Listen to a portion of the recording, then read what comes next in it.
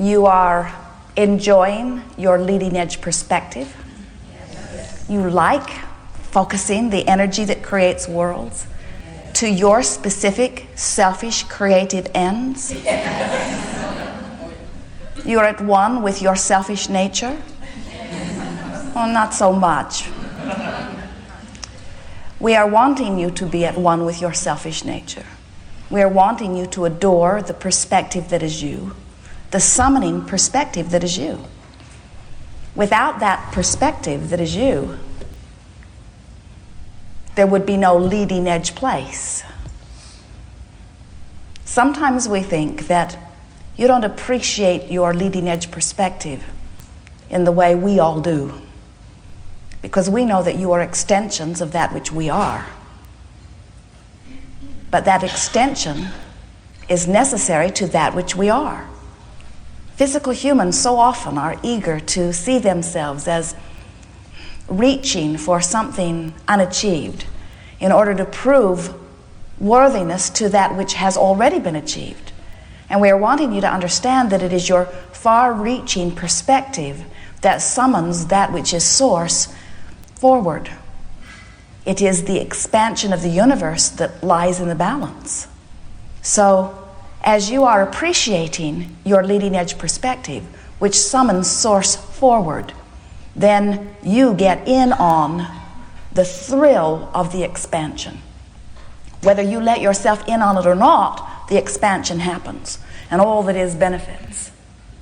We want you in on it personally. We want you to selfishly acknowledge the importance of your perspective. Because whether you acknowledge it or not, and whether you align up with it or not, whether you allow yourself vibrational harmony with your source or not, still you are leading edge perspective summoning source forward. We are all focused in a universe that is attraction based. And what that means is whatever we are giving our attention to causes a reverberating vibration within us, which is our point of attraction. So whatever you are giving your attention to reverberates vibrationally. You are much more a vibrational being than you are the flesh, blood, and bone that you see. More electronic. So as you focus, which causes a vibration within you. Now this focus may be because of something you're observing in your now. It may be because of something you are remembering. It may be something you are imagining. You could be projecting it into the future or remembering it from the past or observing it in your now. It does not matter where your focus comes from or how you have achieved it. Your focus is powerful. Your focus is summoning of source energy. So, as we are moving forward here today, we're going to talk about a variety of processes. And you're going to notice that we are not very supportive of amplifying anything that does not feel good to you. Because we know that as we talk about where you are, we only practice the vibration of where you are. And as we practice the vibration of where you are, where you want to be cannot be. You have to make a decision. You have to say, do I want to remain here where I am, where I'm observing, where I'm feeling, where I'm talking? Or do I want to go over there where I am not used to practicing? And do I want to practice about what's over there until what's over there becomes a more dominant part of my vibration? Because until you make that transfer, until you vibrate more in alignment with what you are wanting cannot be your experience. Not because you are not wonderful, not because you are not worthy, but because law of attraction says you got to vibrate it in order to achieve it. So if you're asking for more money and you're thinking about money, and every time you think about money you get all worried, you're beating the drums of step 1, but you are not in the mode of step 3. So then you say, well, if I practiced feeling that way about money, then how do I change the way I feel about money? And we say, you don't have to change the way you feel about money in the sense that you have to take this thought that is negative when you think about it and think this positive thought about money. You just have to stop thinking that negative thought about money. Because you've asked and it is given. You see, law of attraction says that which is likened to itself is drawn. When you say in your physical words, ask and it is given, we want to really clarify something. It isn't ask and then do all the right things and it is given. It isn't ask and be born in the right place and it is given. It is ask and do not offer vibrational disharmony to what you are asking for, which is the same thing as saying ask and be a vibrational match to what you are asking for. So we're talking about the path of most allowance, which sometimes is easier for you to hear as the path of least resistance. So what you're reaching for is the path of least resistance. You're reaching for the thoughts on the subject that feel the best to you.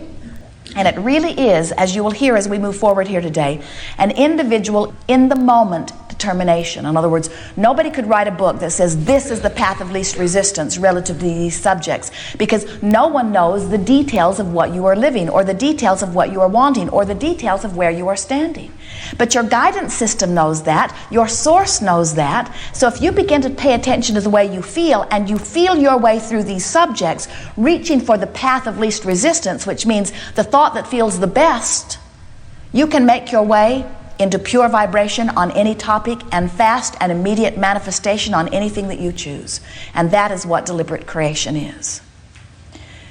So when you think about the subject of dollars, and you think about the specifics, in other words, you say, oh, I need more money and I need it fast.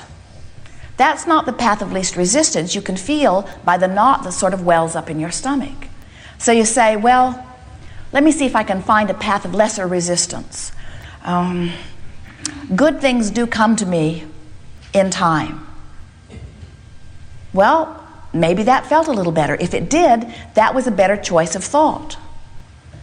When you say, I'm not going to think that thought, you're pretty much thinking that thought. When you say, I'm going to deactivate that bugger, you don't deactivate it, you activate it. So how do you deactivate that thought? By activating another thought. But if you try to activate another thought on the same subject, you usually activate that thought. So we want you to more softly practice the art of allowing. We want you to understand that meditation is the ultimate deactivation. Because when you quiet your mind, you stop all thought. And when you do that, you allow your own vibration to raise, and you put yourself for the time of that quieted mind in the receiving mode. When you appreciate, you deactivate negative thoughts. When you adore or praise, you deactivate negative thoughts. This virtual reality process that we are talking about, we are offering because we want you to, in the same attitude that we say, just pet your cat. In other words, don't think about your issues, just pet your cat. And if petting your cat is pleasing to you, in the way that it's pleasing to the cat, then for that time of that experience, you are taking the path of lesser resistance, or you are practicing allowing. So, as we are moving forward here today, we'll listen to you about whatever it is you want to talk about. And at every opportunity that we can find, we will help you to find the path of less resistance. What does the path of least resistance mean? It means I'm going to find the best possible way to think and feel about this subject. Over the time, as many of you have been hearing us, sometimes it feels to you that we are offering you a contradiction, because we say, you're the creator of your experience and you get what you think about, and so give your attention to those things that you want. And then we say, let's practice the art of allowing by meditating and petting the cat. And you say, which is it? Am I supposed to focus upon what I want, or am I supposed to not focus upon what I want? And we say, the optimum, glorious, creative experience is to focus upon what you want in full connection with the source that is you, and feel the glory and exaltation and passion and eagerness of that creative experience. That is optimum. But if you've already practiced some thoughts about that subject that have you in a place of resistance, then hitting those subjects head on doesn't diminish your resistance, it increases your resistance. And you have to individually discover which is which. So sometimes we would say to a person, as they are dealing with an issue, let's not talk about it at all, let's talk about other things. Let's go to a virtual reality and just think about a blissful moment in time. And they will say, well, what good's that doing? Shouldn't I be dealing with my issue. And we say, no, because if we deal with your issue, all we do is activate it right where you've practiced it. Then sometimes you say, well, if I'm the creator of my own experience, I really want to be hands-on in the creation. I want to think about it. And we say, we want you to too. We want you to think about it as long as when you're thinking about it, it feels good. So here's the way all of this meshes together. You want to be as specific as you can be and still feel good. It's a sort of trial and error thing that you're doing. So let's say that you have a problem with someone you live with. Could be a mother, could be a child, could be a mate, could be a lover, could be a roommate. You have this issue with someone you live with. And so you come to an Abraham seminar and you hear us say, you got to deactivate that issue. So don't think about that. That's the path of least resistance. And you say, well, that's easy for you to say, Abraham. You don't live with this person. I can't deactivate this because this person is in my space. This person is offering vibrations all over the place. This person is cluttering my space, or this person is speaking into my space. I cannot ignore this person. And we say, then the path of least resistance might be moving away.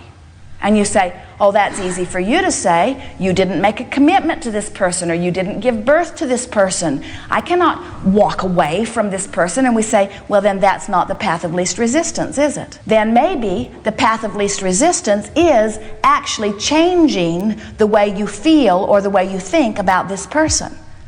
And that's a longer, slower process.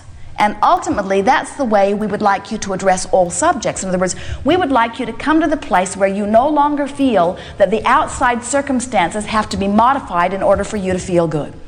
It's the ultimate unconditional love when you say, I want so much to feel good that I will practice it every chance I get until I've activated good feeling vibrations on so many different topics that that's usually who I am, so that I can approach almost any subject, or I can change my attention easily and I can feel good no matter what.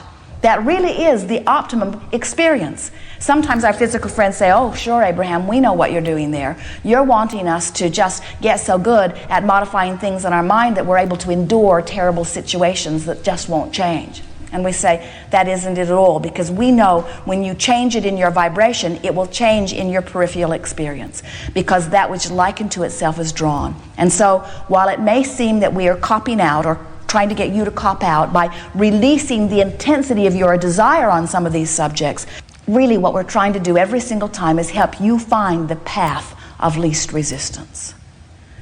Because the path of least resistance and the path of most allowance are the same thing. They are connection to who you really are. And when you are connected to who you really are and living your life, it is such a delicious life.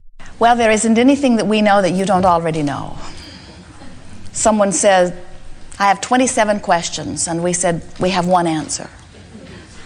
And you've heard it enough today, haven't you? You like knowing that you are the creator of your experience? Yes. You like knowing that everyone else is too? Yes.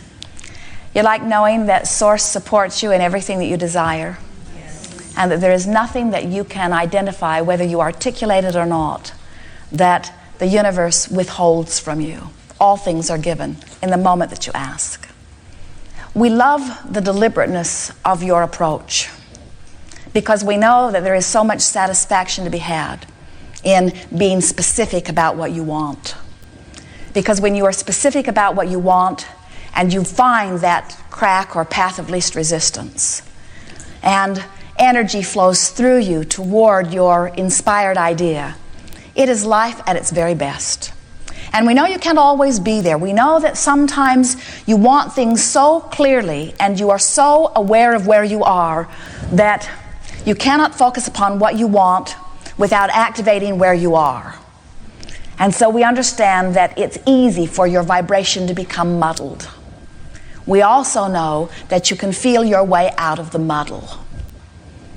If there is anything that we want you to take away from this gathering, it is the sentiment that you never get it done.